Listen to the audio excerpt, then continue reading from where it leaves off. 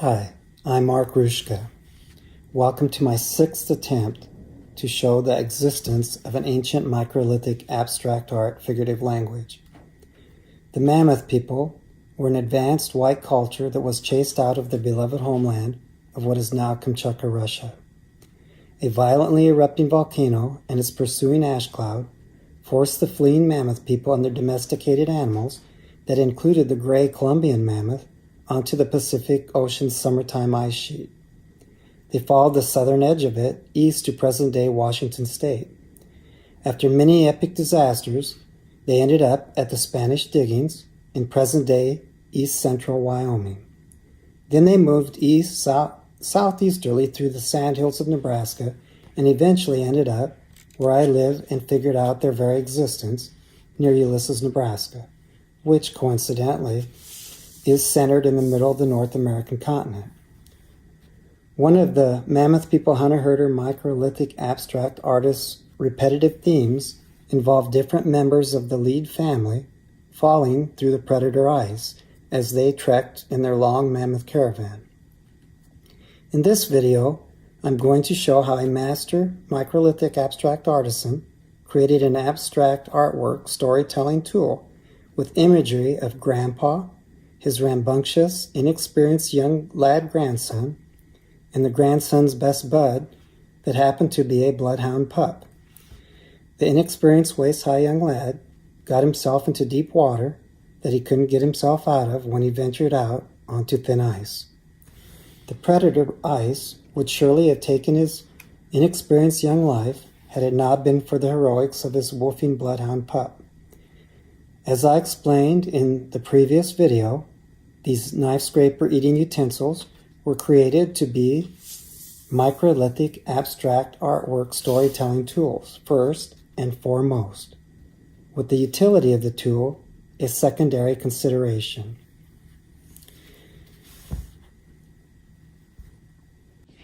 Before I show you the artwork, I'll show you line sketch imagery that I sketched perhaps 6 or 7 years ago that's in my second book called Reflections from the Pleistocene. It is a companion book to the Sentient Mammoth people, pure microlithic abstract art.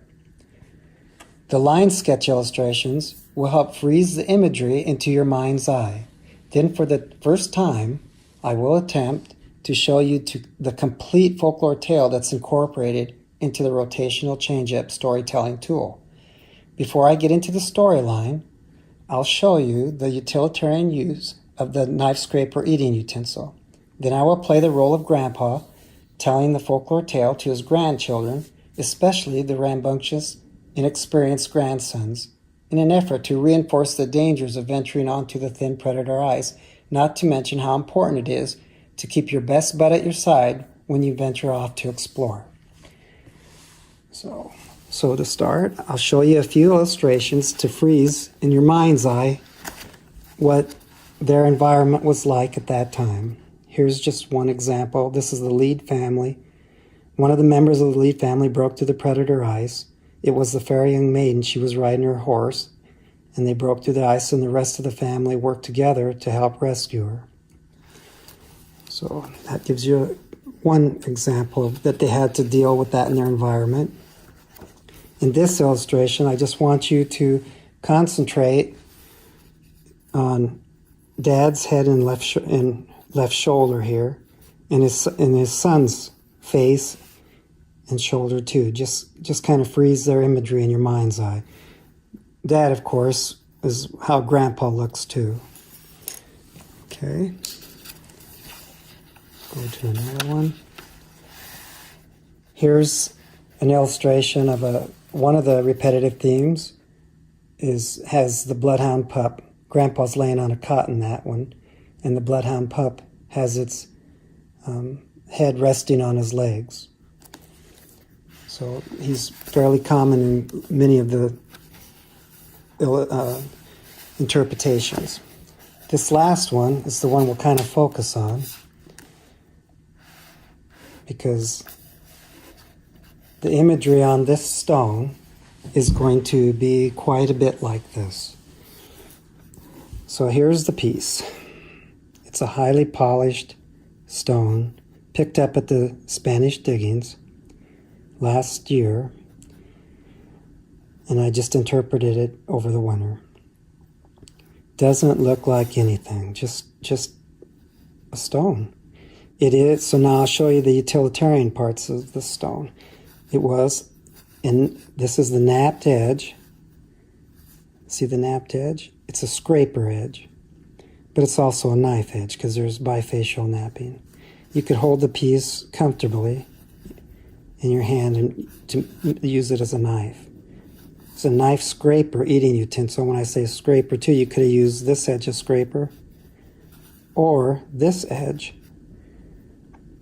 is a shaft scraper. If you're going to shave meat off of the bone while you're eating, that's how you would do it. It's just a very comfortable knife scraper eating utensil. But first and foremost, it was made to be a microlithic abstract artwork storytelling tool. Believe it or not, you are looking right at it. Get my hand out of the way. First, we'll start with Grandpa. This is, well, let's go like this. There's Dad. There's the lead hunter herder on the front of my first book. But so this is Grandpa. He's got a hood on his head, just like that illustration. And this is his left shoulder, like I showed you in the illustration. So there's the tip of his hood, the front left edge of his hood, his left shoulder is the nap scraper edge and knife. And there's his bearded face, his nose, his eye. His mouth is open, and there's his bearded chin. He's looking down at the bloodhound pup that's jumping up, just like if I'd hold it right here. And the bloodhound, he's looking down at the bloodhound pup, and the bloodhound pup is jumping up and woofing, and his front paws are against the front of Grandpa's legs. And then he jumps back down like, follow me. And Grandpa's going, what's going on, boy? Where's your best bud? So the bloodhound pup is adamant about getting him to follow him. Without even moving the piece and just readjusting your gaze, the whole piece morphs into the posing head to Grandpa of the bloodhound pup's head. This is the right side of the bloodhound pup's head. The hood tip is his nose. This is the top of his head, his eye, and his long, droopy right ear. His woofing mouth. He looks just like that. And he's trying to get Grandpa to, come on, follow me. And when Grandpa looks down, he sees this paw. That's the right paw up against his legs in the front of him. That's the front of the bloodhound pup's leg. Foreleg and toes. Just like you'd look down at your dog jumping up on you and you'd see his feet like that. And he's definitely going this way because there's the right paw still up and he's jumping down like, come on, follow me. So what does he want him to go? What is he trying to get Grandpa to go to? Well, it would have to be an opposing head to both of them because they're sharing the backs of their heads. In other words, they're looking straight at each other because they are facing in opposite directions. And they're sharing the backs of their heads. In essence, they are in each other's heads. So when Grandpa looks down, the bloodhound pup's paw goes up, and that paw morphs in to the inexperienced young lad who's struggling he's gulping and yelping, and he's going under the icy cold water, and he's trying to get up on the ice's edge, and this would be like the edge of the ice. And he can't, that's his right shoulder, that's his nose, his gulping mouth, his lighter colored face, and he's got a tight hood on his head. Just imagine that in reverse. You could turn around and see the other side of him. Now, I'm going to take it. So all three characters are opposing heads. Even though he's an opposing image, head image to his bloodhound pup's paw, that's because, well, first I'll show you how they're all three opposing heads. He's sharing the back of his head with his inverted to him bloodhound pup and grandpa. So these two are at odds with him. He knows that they got to hurry up or he's going to drown and get hypothermia.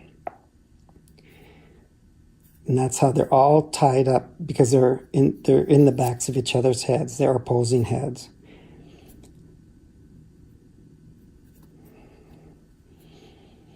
Now, so the young lad also sees that paw just the way the paw is reflecting this. Because from the boy's perspective, down in the hole in the predator eyes, you can imagine this flat surface as the top of the predator eyes. And his eyes are down here, and he's coming up, going down. He's under the icy cold water, and he comes back up gulping and yelping for help. And he sees his bloodhound pup's right foot and his head turning away, because here's the dog turning away to his left to go get help. So he's going to run and go get help. When he does that, the waist height, the inexperienced young lad's face reflects off the right side of the bloodhound pup's his right cheek. In other words, so that face, I would turn it like that. He's looking up, but if you look close, and I don't know how to show it here close, but that's his pug nose, his open mouth, his eyes. He's got a purplish brown hood over his head, and this is his left shoulder. It's the left side view of him reflecting off of his bloodhound pup's right cheek when that foot is that close to his face. So that's what the boy sees, and this is what his bloodhound pup sees when his right eye looks back at him. He sees that. Just try to hold it steady so you can see it. That's also the shape of this when you turn it like this.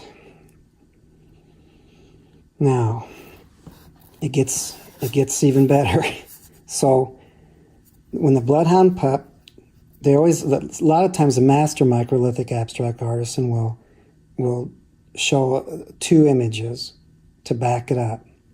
So when that bloodhound pup, so the top of its own head can have another image, and it's also the top of Grandpa's head, but this top of his head has this translucent stone on it, and looks like ice.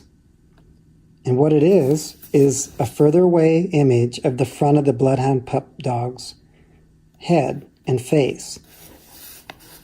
That right eye there is this right here. See that bulbous eye? His eyes are wide open. His right side of his face is splashed with icy cold water from his best bud splashing in the hole in the ice.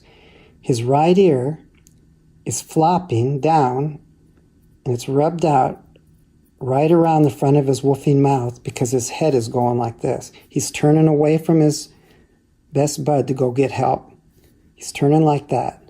And that's why this ear is rubbed out across the front of his woofing mouth. His right ear, the front of his right ear, has icy cold water dripping down it. Down here at the bottom, in this drip, is a highly polished translucent area. And I'm going to try to show you by zooming in on it. Get right in the middle. If I can do this, I don't know if I can do it or not.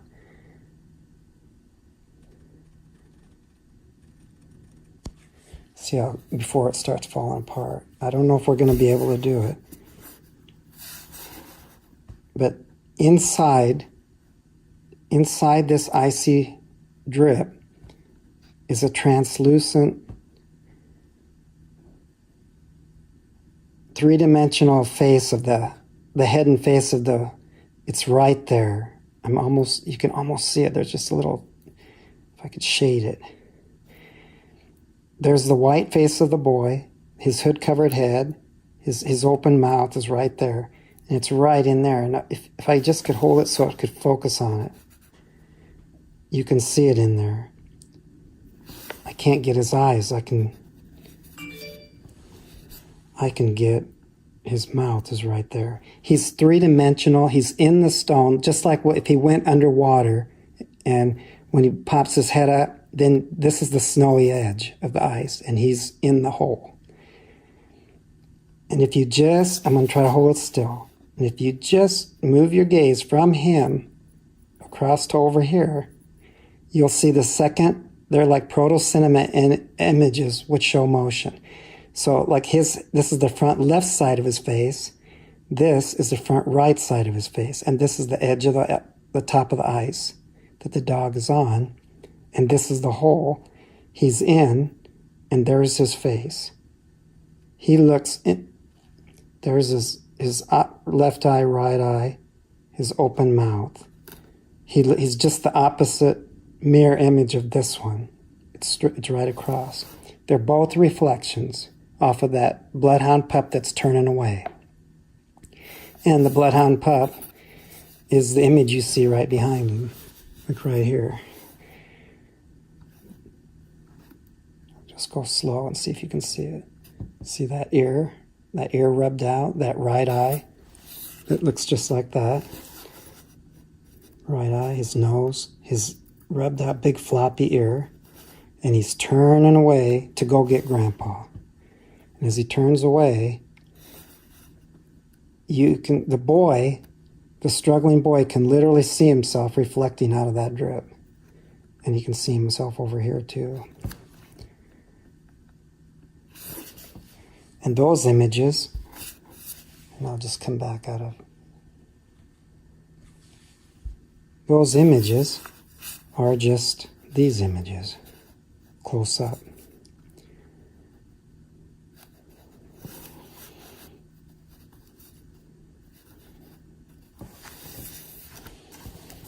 Try to show you. It's all about light.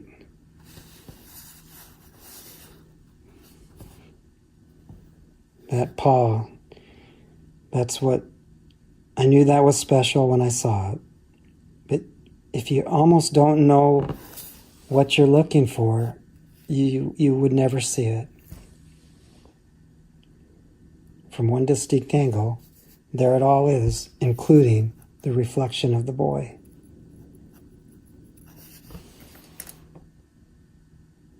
Until next time.